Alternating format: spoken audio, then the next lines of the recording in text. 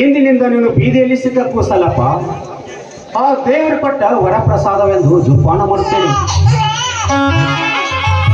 ಕಂದ, ಇಂಥ ಈ ಕೆಟ್ಟ ಸಮಾಜದಲ್ಲಿ ಕೆಟ್ಟ ಮೃಗಗಳ ಬಾಯಿಗೆ ಸಿಕ್ಕ ಹುಟ್ಟಿದ ನಿನಗೆ ನಾನು ಕಲಿಯುಗದ ರಾಮನಾಗಿ ರಮೇಶ ಎಂದು ನಾಮಕರಣ ಮಾಡಿ ಬಯಸುತ್ತೇನೆ. ರಮೇಶ, ರಮೇಶ.